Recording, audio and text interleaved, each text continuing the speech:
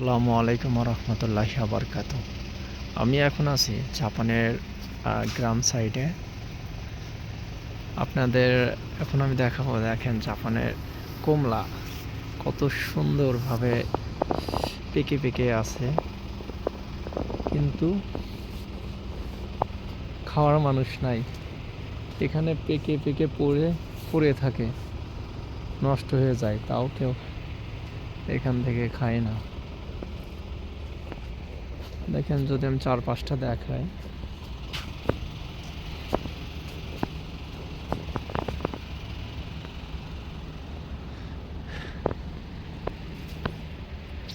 জাপানে এখানে যে কৃষি চাষ করে, এই কৃষিতে অনেক প্রযুক্তি ব্যবহার করে।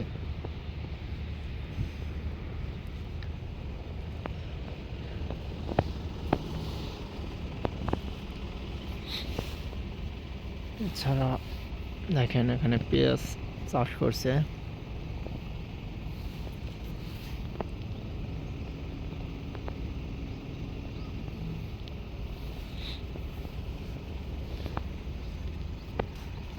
আর একটা বড় কথা কি, দেখেন এখানে কোনো এলোমেলো ময়লা ফেলে না।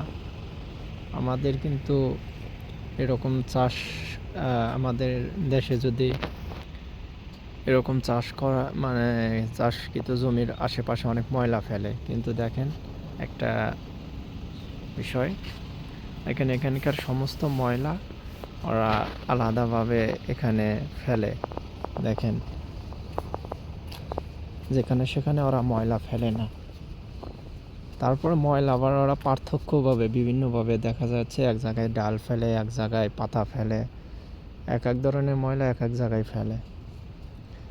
আর এটা এটা করে ময়লা বহন করে, এটার নাম হচ্ছে ইচিরিনসা।